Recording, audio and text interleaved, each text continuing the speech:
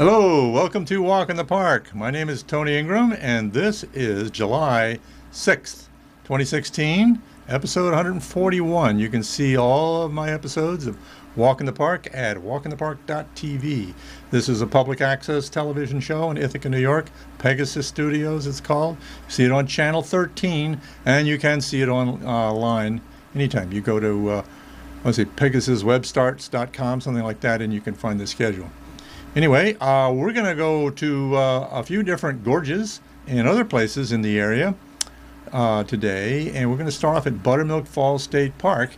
And if you've been in the area lately, you realize it's been very dry and not a lot of water pouring in the falls. In fact, the main falls at Taughannock Falls have very little water on them, but it makes for some nice pools with reflections in them, so there's still stuff to enjoy out there. We're going to go actually to enjoy something else that happened at the park there, even when there wasn't much waterfall on it. And I'm going to show you a park minute that was done of these folks, and it'll explain what's going on here.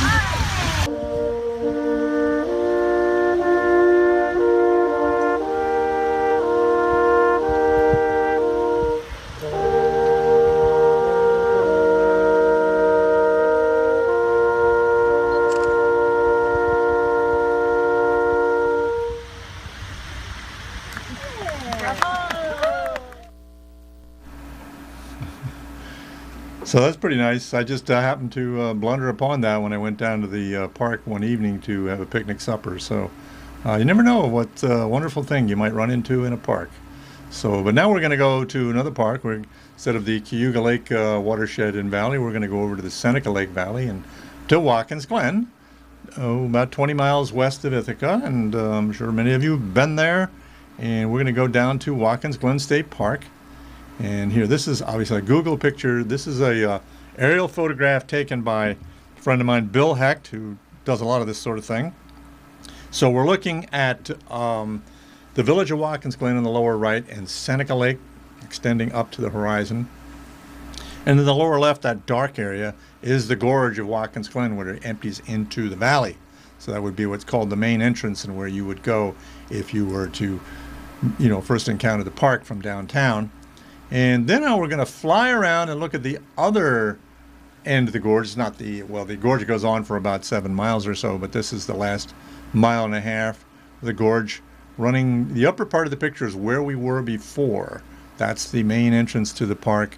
And then there's the village, if you can see it on your screen, up at the very top. And off the upper left would be the lake, but I don't think you'll be able to see that on your screen necessarily. And then in the lower part of the picture is a railroad trestle, which there are trains that run across there, freight trains that run across there several times a day, which has been of much concern with the proposed liquefied petroleum gas storage facility in old salt mines next to and under Seneca Lake, that compressed gas trains would go across this very old bridge. But that's not what we're here to talk about today. Let's take a look at a Google picture of that same shot, and we're going to move around now. Now you can see the obviously the lake and the village and the whole length of the main portion of the gorge. Actually, from the railroad bridge down, that's where the trail in the gorge is. And then on the right-hand side of the gorge continues the Rim Trail, which is also the Finger Lakes Trail, which is also the North Country National Scenic Trail.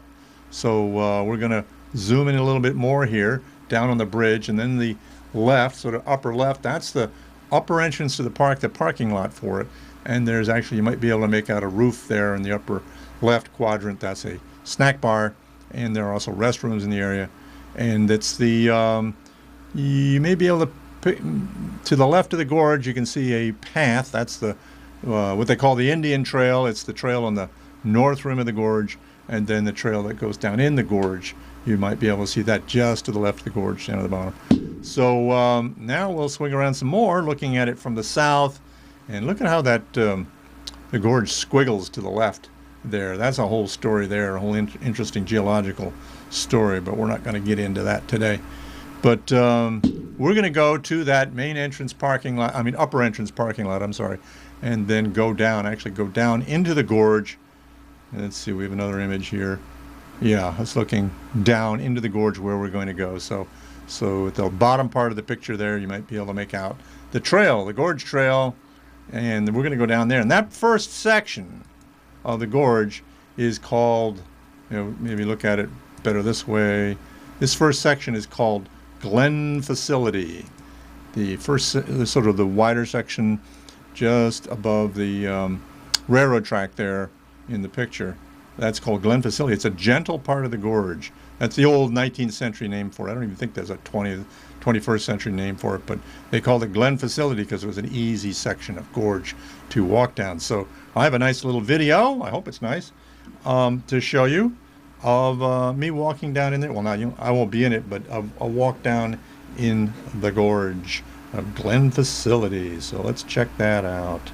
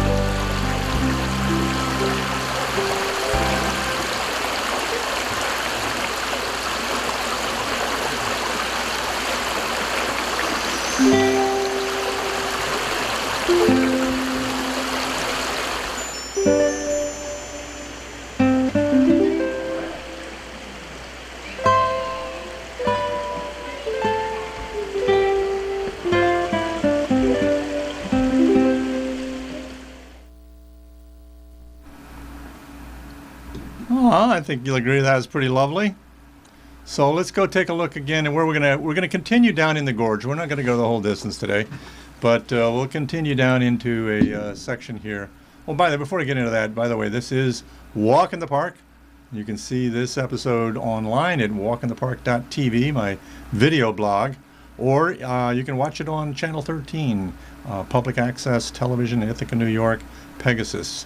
And it shows on Thursday evenings at 9 o'clock, Saturday and Sunday at 10 a.m., and Tuesdays at 8 p.m.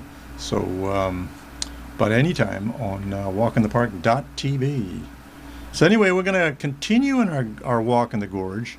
Now there's the railroad track again going across the gorge, and then you see the first section that we walked down called Glen Facility, because it's a very easy section, no big staircases except when you first go down.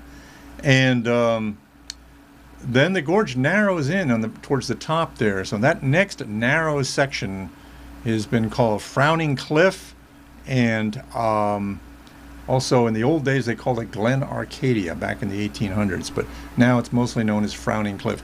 But one of the narrowest sections of the gorge. So we're going to take a look at that with the next little video segment.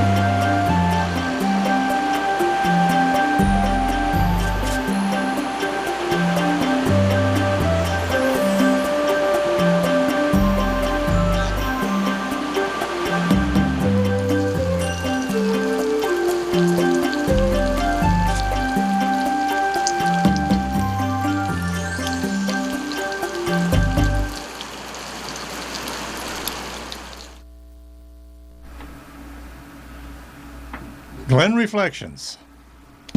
Lots of pretty stuff to see. So even when the waterfalls aren't flowing, go and look for the quiet pools, because there won't be all that volume of water rushing through the gorge and roiling it all up. So it's a different aesthetic. So we're going to take a look at some other pictures, some still pictures of Watkins Glen. Here's a picture of Minnehaha Falls and Cavern Cascade. One of the two, the one in the back, Cavern Cascade, is one of the two waterfalls you can walk behind, as these folks are doing. But back in the old days, back in the 1800s, you couldn't walk behind it. This is a picture, another picture provided by my friend Bill Hecht. He scans a lot of old photographs, like stereograph photographs. So look at that staircase there. It climbs up to the cliff above the falls to get around it. And they called that the long stairs, but some people didn't feel too comfortable about going up that, so I guess. And if you look at just below the stairs to the right, there's something down there. Here's a crop in, and it's actually looks like a setup for an artist, maybe a photographer, and a kind of a blurred image there because somebody's in there and moved while the picture was taken. But Bill pointed that out. Now here's another picture coming up here. This is of what's called the suspension bridge these days. Back in the when this picture was taken, they called it the Iron Bridge, and it still goes across the gorge today. There it is up there at the top of the picture, crossing the gorge from the two rims. And if you go from the what they call the South Entrance Pavilion and Lily Pond area across to the so-called Indian Trail, that's the way you get across the gorge. And it's the same ironwork. Of course, the timbers have been replaced. One of the things I find interesting about this picture is that look at the lower part of it. It looks like there's some log beams and stuff that are cribbing it up. This bridge may have just been built. I'm not sure. It doesn't look like it has a very good footing on this end. So that means this picture was taken maybe around 1872. And the building in the background is called the Swiss Chalet, originally called the North Glen Mountain House. But here's a Currier and Ives print from the late 1800s showing the suspension bridge or iron bridge. And on the right is the hotel, Glen Mountain House Hotel, which has long been gone. And on the left is that Swiss Chalet I was talking about. They actually had a dining room in the hotel, and the kitchen was in the Swiss Chalet, and the waiters would bring the food across the bridge. So the bridge is still there, but those buildings are gone. Here's another photograph of the Glen Mountain House from the other side. So the gorge would be in the woods behind the hotel here. And then zooming out in that same picture, the hill in the back, and then the gorge is just behind the hotel, because the hotel is right on the edge of the gorge, as you can see here. And I guess you could look into the gorge from the hotel. And over on the right, it looks like that might even be on the other side of the gorge, on the extreme right, a partial view of the Swiss Chalet on the north side of the gorge. Here's one of those stereo views. This is where Bill gets many of his photographs. These are old stereo cards that were put in a viewer, and you get a 3D image. So they have two photographs right next to each other, taken just a few inches apart. The camera's is a single camera with two different lenses, and they take images set apart about the same width as your eyes, and then they put them together. So here's a crop of one of those. Now another interesting thing to me here is, well, you can see first of all, I should say, you can see the reflection. Here's another reflection for our theme today, of the hotel in what they call the Lily Pond, which is still there, and I'll show you that in a minute. But on the right, the label says 20th Century Series. Now this hotel was built about 1872, about the same time as the Iron Bridge, but it says 20th Century Series. I'm not sure whether they're looking forward to the 20th century from the 19th century in this picture, or it's actually the 20th century. But if it is the 20th century, a 20th century picture, this hotel burned down about 1902. So it was taken pretty much at the end of the hotel's existence. Here's another crop of an image of it, showing the reflections and people out in front of the hotel. So it was a pretty interesting place. but it's long gone. There's an exhibit there telling about the hotel, and then there's a foundation stone in the corner of the lawn, and there still is the lily pond that was in front of the hotel that reflected everything back then. It's now full of water lilies.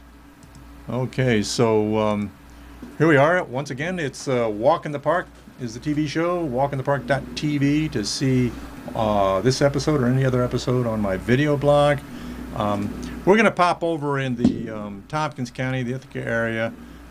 This morning, I happened to be down at Stewart Park, and there were kids having fun there. There was the Stewart Park summer camp of the Ithaca Youth Bureau, and a lot of them were in canoes, and they were doing archery and some other things too. But I took some videos, so I made this short little video here that I'm going to show you.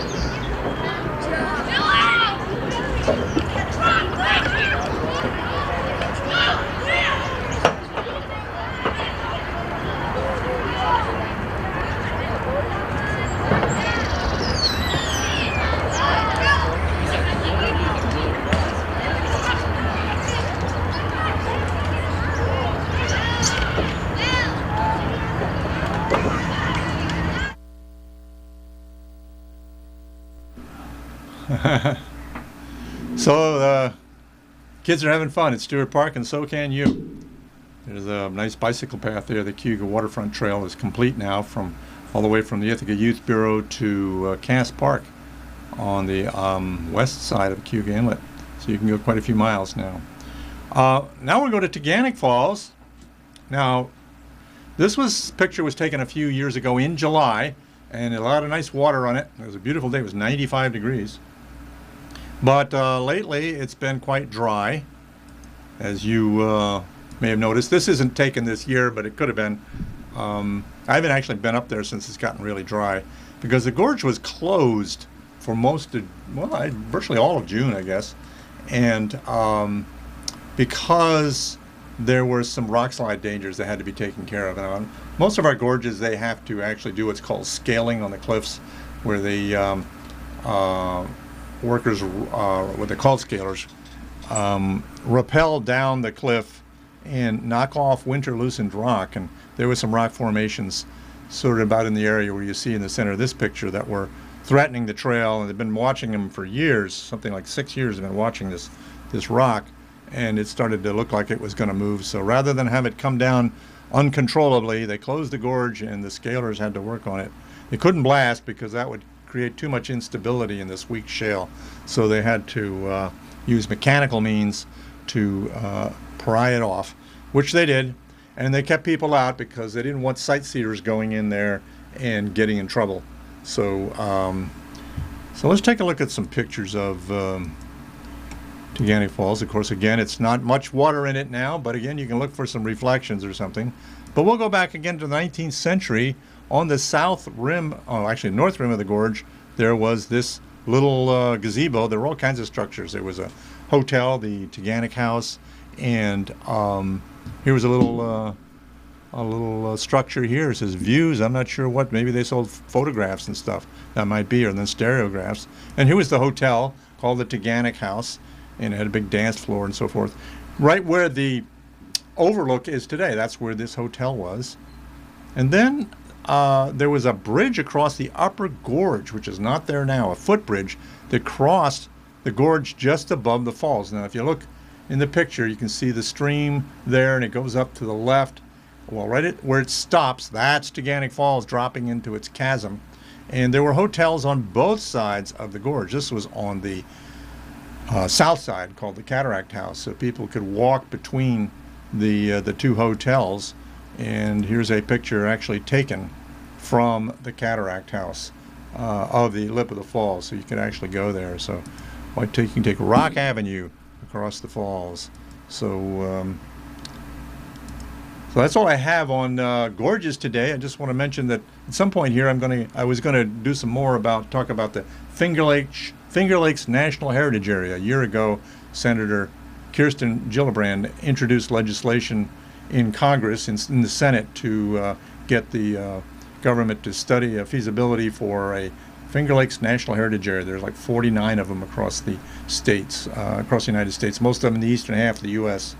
And now Congressman Tom Reed and several other sponsors have introduced similar legislation in the House of Representatives. So now there's both legislation in both houses both houses of Congress to take the first steps in creating a Finger Lakes National Heritage Area. And that's I've talked about that on the show in other episodes, and I'll talk about it more at a future date. But that's pretty much all we've got today. So thank you for joining me, and see me again next time. Every week we've got a show.